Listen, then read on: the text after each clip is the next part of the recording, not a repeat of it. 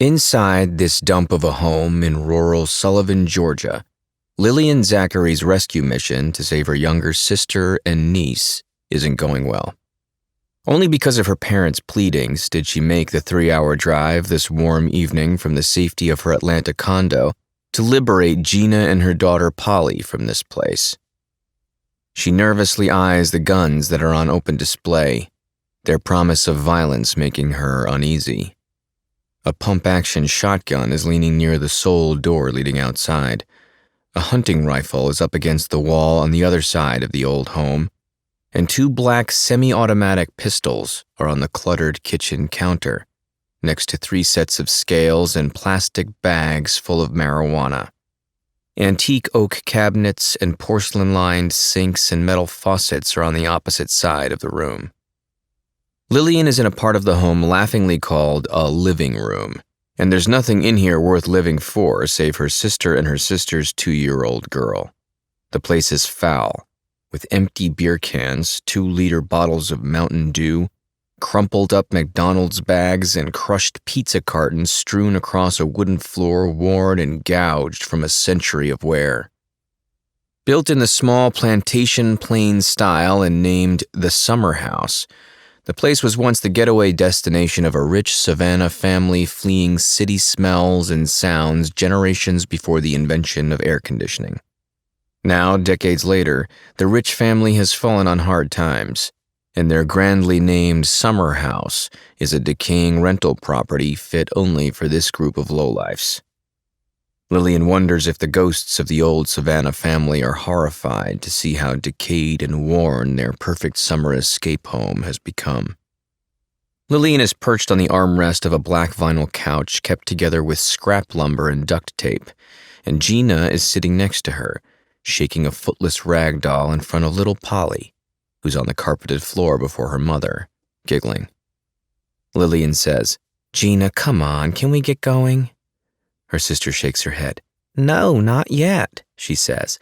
"Polly's laughing. I love it when Polly laughs, don't you?" Lillian isn't married, doesn't seem to have that maternal urge to bear children, but something about the bright blue eyes and innocent face of the chubby little girl in a pink corduroy jumper stirs her. Her little niece, trapped here with her single mom, in a crappy house in a crappy part of the state.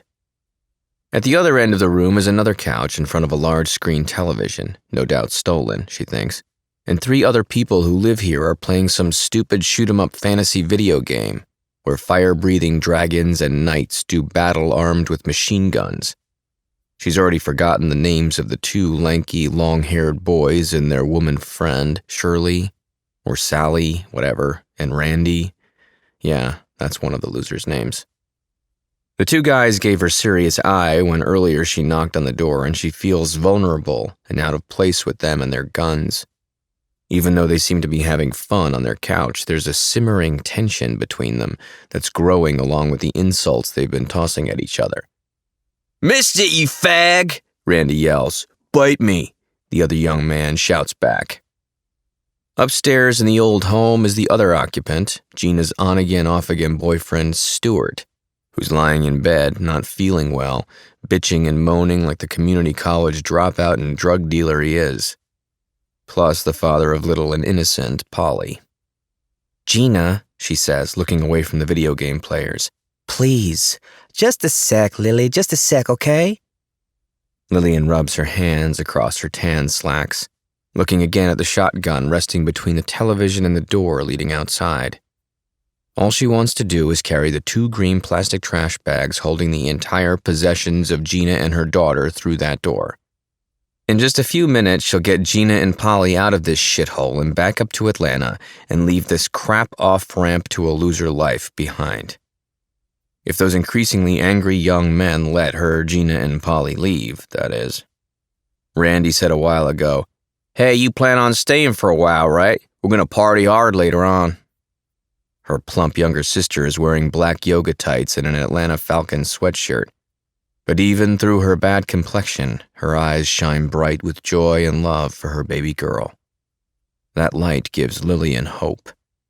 Gina moved down to this little town with Stuart, promising Mom and Dad she would study dental hygiene at nearby Savannah Technical College, and not telling anyone until a week ago that she dropped out last year. Tonight, it's going to change, Lillian thinks. She has a great job as a purchasing agent for Delta, and she's confident she can get her younger sister a job even if the work is physical, like handling baggage. Gina is a stout, strong girl, and Lillian thinks that will be perfect for her, and much better paid than the night shift at the local Walmart. Her little niece keeps on laughing and laughing. There's the sound of a helicopter flying overhead, and Lillian vows to leave in just 1 minute. Yep, in 60 seconds, she's going to tell Gina to get her ass in gear. Lillian thinks she sees a shadow pass by one of the far windows.